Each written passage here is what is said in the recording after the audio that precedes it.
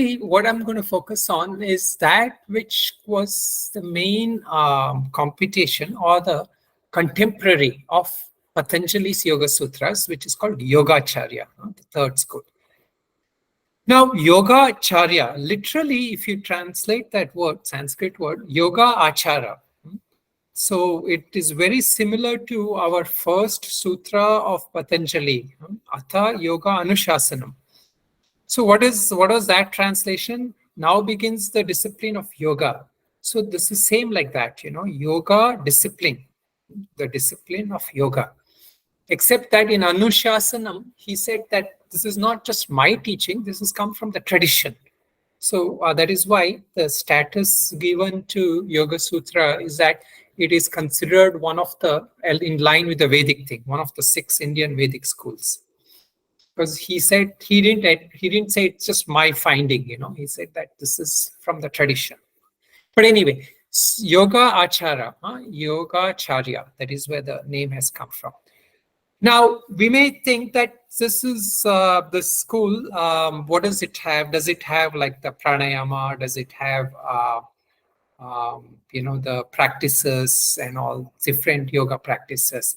It does. And you'll actually find that many of these practices here are similar, except that they don't have a developed Hatha Yoga like what is there in the other systems, of which came from later from Patanjali, Hatha Yoga Pradipika and Gerhanda Samhita and all that, which were an offshoot of the tantric schools at that time. But these people, they focused more on the tantric aspect. The tantric meaning they focused a little bit on that disciplines which were more esoteric, which required a certain focus on the energy aspect, which focused more on transforming the energy, which focused on connecting to the universal energy. So these are a lot of tantric kind of practices. Unlike the discipline sometimes of yoga, it focuses more on the what is the ultimate thing is to lead us to Kaivalya, meaning freedom from all bondage. So the ultimate focus is what is called as Viveka-khyati, meaning that discernment between what is called as consciousness and matter, Purusha and Prakriti. So that of course, in here also, in later schools, they focus also on the higher truth. But the initial stage of development is more on this energy kind of practices, tantric practices. So here, there were different things, and I had an opportunity to spend a couple of years with someone, and in the higher regions of India and in Nepal. So I won't, because their practices are based on transmission, so there's a lot of secrecy involved in that, so I won't go a lot into that. But I will just outline the different practices so that when we study the Yoga Sutras, we understand why some references were made by Patanjali to the other school. So now, one of the things that your fundamental thing that is essential to the yoga school, the Yogacharya school, is that it was mainly focused on Tantra, but for yoga in terms of going to what we call as Pratyahara Dhyana Samadhi, that stage. So they focused more on yoga also for meditation. So where did this school come from? One of the main things is that, they say that there was one time Buddha was asked that, he gave so many different practices. They say he had given up to about 84,000 practices to different people based on their personality, their types, all those things. Each one was given a different practice, and many of them had a certain image he gave. Nimitta, I think the Pali word is nimitta for that, meaning in Sanskrit we call it as image, pratibimba. or a gochara object, some object. So you imagine some object, like visualization. So a lot of visualizations were there, and you will see, especially in Vajrayana, if you go to a Vajrayana monastery or temple. Actually, even in here, Dehradun and all, there are many of the schools, the monasteries. They have a lot of images, a lot of deities. They call as idams. A lot of deities, and many of these deities are a spin-off of Indian deities too. So they give some Indian goddesses names also to many of them. And many of these deities, are used as visual aids for meditation. But there are also other things, saw other subtler objects, like you visualize some light, you visualize some word in the heart, different bija, syllable mantras, which is also part of some Kundalini practices in India. Certain bija mantras for different chakras. So what you do is, so this was a question that was put to Buddha, that all these images that are there, and which are ultimately used to go to samadhi. So he was asked that when we create that image, is there really an image which is created? Or is it just that the mind is able to create any image it wants? Meaning, even if I have not seen this deity, like, I don't need to necessarily know this deity. Can I visualize and imagine this deity? So this is a question that was asked, that are these different? So he said, no, they're not different. That image and the mind is the same thing. And then I think from there, he was asked, or they deduced, that everything that we are seeing and experiencing, because see, I can only imagine something if I have had an experience of it, right? Can I imagine anything like which I don't have any experience? So I mean, of course, there are different answers.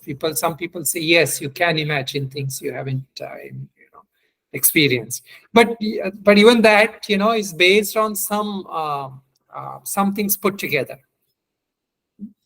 Then people say, what about my dreams? I see sometimes things in dreams. I've never seen that place. I've never that. Then in Indian tradition, there's a very good answer for that. They say you had experienced it in previous life. So the rebirth, we assert. So then you don't have, because either you believe in rebirth or you don't believe. So anyway, coming to this point, what can I really experience? So this is where the school said that everything there has to be knowledge.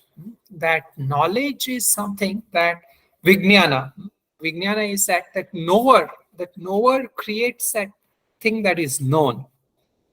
See, this is a fundamental thing also in many yoga schools. When we talk about spiritual experiences and all that, right? See, all that has to start from knowledge somewhere. Somebody has to know what is that they are practicing and where is it going to lead to. And if you don't know, then you have to have a teacher or something. And of course, in our Indian tradition, ideally, it is not just one guru. That guru has to also be aligned with the Vedic truths or the Shastras, not just Vedic, the Shastras, the tradition of the rishis, So anyway, this is how the teachings are given out. So now if we look at the Vijnanavada, Vijnata, that knower. So I, as a knower, is experiencing that which is known, the objects. So the objects are actually is not out there; it is in my mind. So this is what they come up with, a very famous quote, which says that all phenomena come from mind. So this is called as the first pointing out teaching, that is given. So then you're made to do a lot of exercises, mental exercises. You have to spend time, a lot of time, sitting and contemplating these kind of exercises. So, but anyway, this is one of the first pointing out that uh, in yourself, if you look at it, what is the most dominant in you? Like, is it that, like, if I want to even act, if I want to do something, if I want to talk something, the mind is the first thing, that creates that thought. And then the thought manifests into speech, action, everything. So going backwards also, everything that I experience, it's an aspect of the mind. Now, if you take it literally, as it is done in one of the Western schools of philosophy called as solipsism, then, it's a very dangerous kind of thing, because you kind of get to this thing that I'm the only one who exists. It's a certain, sometimes it's some psychological condition people have where they hallucinate, and they pick up on this school called solipsism. But that is not really the purpose of what Vijnanavada was about. And I'll come to that later.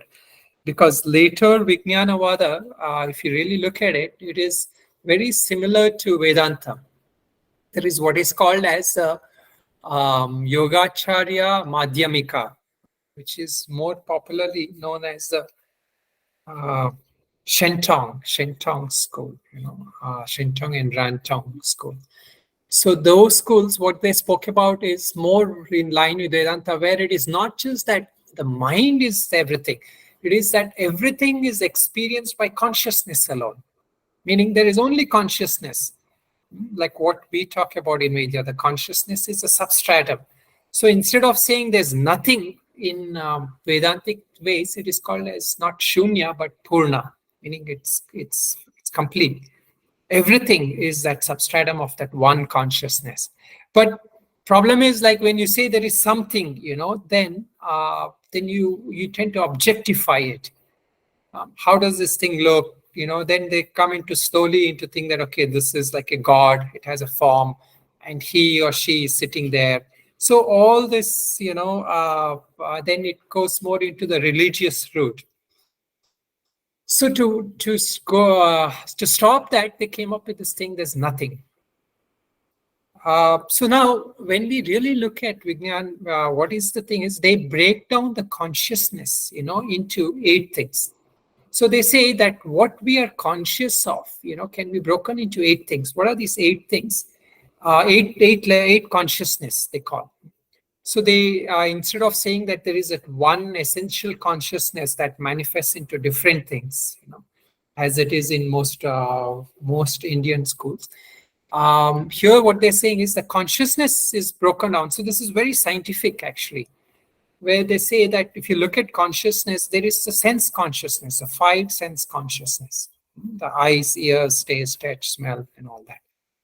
So those are the 5 different consciousness. So if I see something, if I'm not conscious, if I don't have the eye consciousness, it will not register that. So first I need the eye organ and I need an object. And just that is not alone, because by itself that is not sentient, meaning that is not conscious by itself. You need a conscious entity inside you, in the eye, and specifically in the eye consciousness.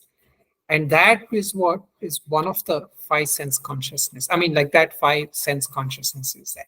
Now, all the sense consciousness is that, but something has to be able to put that together, and they call that as the mind consciousness. So until now, we are in line with science. Okay. Now they move a step further, and what they say is, then there is one more consciousness, and the 7th consciousness. And this 7th consciousness is the cause of all problem. What is this consciousness? This is that manas, when this is where all the cluster happens. They call it as the afflictive mind. It is based on all our, what in Patanjali called as kleshas. Kleshas meaning all the negative tendencies. This is the cause of, like, I just see something. There is no problem if I see something. And mind also will say, okay, now you are seeing something and you can act in or do something. That is also fine. But now what happens is the mind registers it and says, oh, I don't like this, or I love this. So then what happens, this kind of like, love, dislike, or this thing of this, I'm experiencing this, or this is mine, this me and mine, all this thing that starts coming in, this is afflictive mind kicking in. So until now, there was no problem. But what happens is once the afflictive mind has kicked in, then all the functioning of the mind also changes in nature. It is no longer unbiased. It sees only that what it likes. It doesn't see that what it doesn't like. And it kind of manipulates all the sense organs to function in a certain way. So now, what is the root of this afflictive consciousness? So where did this sudden thing came that I don't like this, or this is me and that is you, and this barriers and all that? Where did all this start from? They say there is a source consciousness called as alaya vijnana, meaning a storehouse. What is this storehouse? This is the storehouse of all your impressions, all your samskaras from all lives. It is gathered there. So, of course, because Buddhism also believes in rebirth, right? All of Indian philosophies, they believe in rebirth. Most of them, except the materialistic philosophy. All of them believe in rebirth. So they say this is the storehouse of all your impressions, and this also, is the cause of our samsara. Meaning our all our problems, or all our circle of life and death, which we keep experiencing again and again and again. All right. So now, until now, we haven't still got into the yogic aspect of the school. We are still talking about the philosophy. But I won't go too much more into, again, the yogic practices as such, because, it is different in each one. And it is also not right to share them like that, because they have a certain tradition on how it is done. But I'll quickly tell you what are the yogic practices. The yogic practices, the outline of the yogic practices, they are mostly, as I said, focused on the energy. What are this energy thing? They call it as three things. So it is put into like what is called as prana, nadi, bindu. So these are the three things. Prana, I think many of us know, similar to the prana which we talk about, but it includes all the 5 pranas when we talk about it. Then there is nadis. We have so many nadis in our bodies. So many, all the things, and there they say there is there they come close to the Kundalini practice. They say that ideally what we are trying to do is we are trying to channel the prana from all the nadi into the central nadi, one central nadi. And in line with that is practices such as Tummo and all that, which is called inner heat practices, where somehow or the other you consciously divert that energy into that Kundalini, very similar to the Kundalini. Prana Bindu. Now there's also one extra thing they talk about, which is called as Bindu. Bindu in our literal thing, in India, it is like this Bindu that people put, But here what they're talking is it is a certain drop of energy, drop of consciousness. So unless it is consciousness, there's no matter, there's no energy. So this movement of prana requires that there is some conscious element in each of that, in that flow. So there are these drops of consciousness that kind of are all over the subtle body. So all the practices is not so much for the gross body. The practices are mostly for what we call as a subtle body. Subtle body is that body which feels energy, that feeling, sensation, all that is based on the subtle body aspect. of that. So the idea is that you work on what is called as a purification of all these subtle body energies, and divert them to that ultimately to that central nadi. So now, even in this, the main founder of this, there were two brothers, they call half brothers. There's a story about how they came about. One is called as Asanga. He is supposed to have focused more on the yogic aspect and have found the realization through that. He worked invoking certain deities and all that, and he had that direct realization of that, and he's called as Asanga. And his other brother who wrote the philosophy, who actually put down the philosophy, the study of this, is called Vasabandhu. And they say he was on another path, but then after his half brother got realized, he helped him towards this realization, and then he wrote down the philosophy, Vasabandhu. And now in the more recent times, this has come out by the school of four teachers they talk about. First is what is called as Tilopa. He was supposed to have been in India, a realized master in India. And he gave this teaching to what is called as Naropa. And today there are a lot of writings, and Naropa was considered to be one of the high-standing professor, or I don't remember exactly. I think he was the head of that Nalanda University at one time in India. Anyway, so that is where it comes from. It is called as the 6 yogas of Naropa, or the 6 dharmas of Naropa, and it's a very popular thing and taught in many different Buddhist things in a different way. And then the last one, last person who came, last two, then after that came Marpa. Marpa was a Tibetan. So he came from Tibet to India, and he got the teachings from Naropa. And the last one is Milarepa. And Milarepa is the most popular one. And,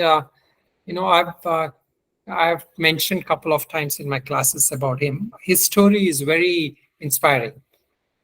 How he did sadhana and how he was there with his guru, because he started off as one of the biggest sinners.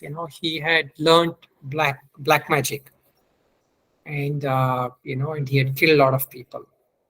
And so they said that you will go to hell for many lifetimes. You will suffer in hell because of this. And so he got so motivated that he said, in this life, I have to burn all this bad karma.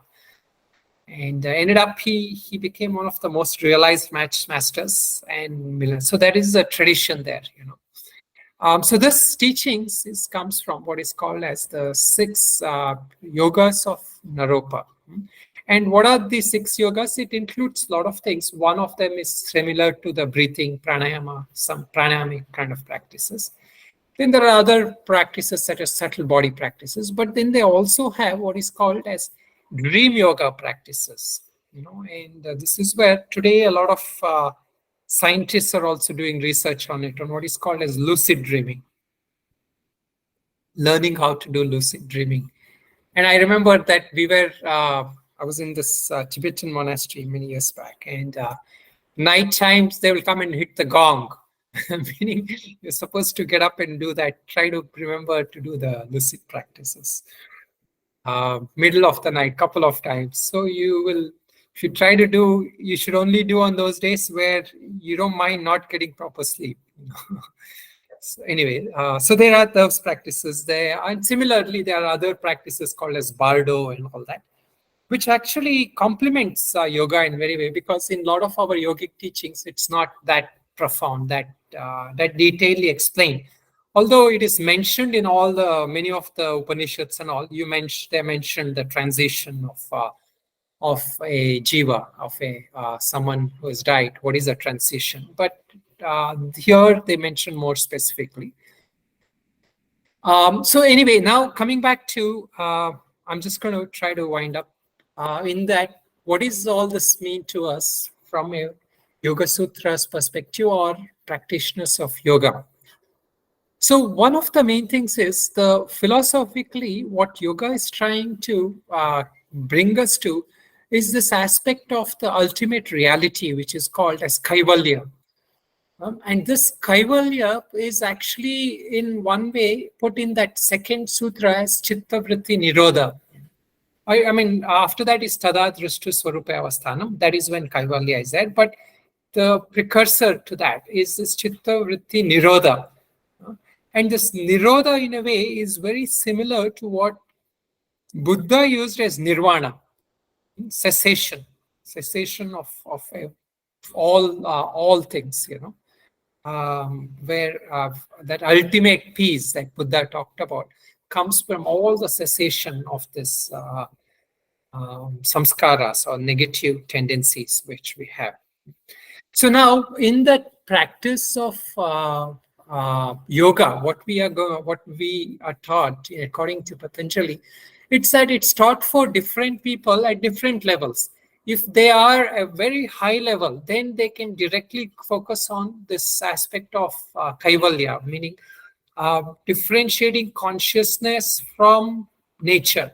If you have already reached that state of clear understanding, then we can do that. If we don't, then stay for the middle adhikaris or those who are not fully qualified to that very high state. They have to practice what is called Ashtanga, or what he calls as Kriya Yoga, Tapaswadhyaya Ishvara Pranidhana. So those are for the middle things. So there is where a lot of these practices seem similar, whether it is Yogacharya or whether it is Patanjali Yoga Sutra. But the pointers are different. The pointers in Yoga Sutra is that you are trying to separate consciousness, Purusha, from Prakriti. But in there, what it is saying is that the outside Prakriti is not there at all, meaning there is no outside world. So it's easy because then they don't have to explain the philosophical aspect. So either way, it is the same thing. What we are doing in yoga as such is that we are not really going to, the main idea with yoga is that outside world reality has to go down. Why? Because if I'm caught in a place, where there's a lot of noise and everything, then I'm constantly thinking of outside things, right? So I can't do meditation then. So the more reality I give to the outside world, then yoga becomes less possible. So in that sense, the Vijnanavada is very helpful for us. Here, what happens? Here we have to discriminate constantly. Because yoga also, the philosophy comes from Sankhya. Sankhya says that there is Prakriti, and Prakriti is real. It is not unreal. So I am experiencing all the world, everything, and that world also has a reality.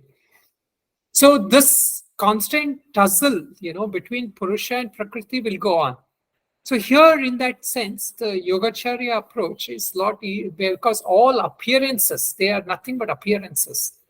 And what are the appearances? They are a mirror of my mind. So that helps me to realize that if any problems I have in my life, like I don't like somebody, or I have a fight with someone, or I'm extremely addicted to something. So all that I can resolve it by just going to my mind, resolving it in my mind. I break that root of that thought pattern before it arises and shapes into an image and form mentally. And then I will not be stuck. So that going back to that seed form, that is the yoga approach. So now, how do we do it? Two ways. The tantric way is that you learn certain energy practices, and as I mentioned, you go into that spine thing. The other yogic practices are not specifically focused on that, but they're also achieving that same thing in a different way. In Bhagavad Gita is called as the Bhakti Yoga, Dhyana Yoga, Karma Yoga, Jnana Yoga. They're also yogas for all the different approaches. Okay, now I think I've gone over. So let me just conclude by one one last point here, which I mentioned earlier.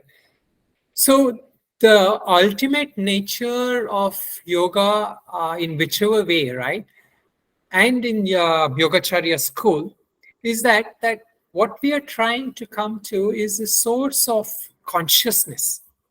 What is called as mind only is not literally mind also there. When you look at the later development of certain schools, like the Yogacharya Madhyamaka school, there what is also they're talking about is that ultimate consciousness. And now in this consciousness, this is where we understand also with the help of Vedanta and all that, that ultimate consciousness, when one has come to that highest realization, is not that this consciousness of me is different from that consciousness of you. So this is where it is ultimately leading to that essential sense of I amness, which I'm constantly experiencing, is not different from that ultimate one interconnected I-ness of everything. So this way it is put philosophically, it seems a little harder to grasp. So then what happens if you're not able to come to this understanding? Then we have to study the proper teaching step by step. So, so this is where the school of yoga is helpful, because philosophically all this is very intellectual. All this is what do you call, like mental gymnastics. You have to understand this school, that school, and all that. And we spend years studying all that. But some foundation is helpful, and that is why today I wanted to give that foundation, philosophy, a little bit philosophical foundation. But the reality is in practice.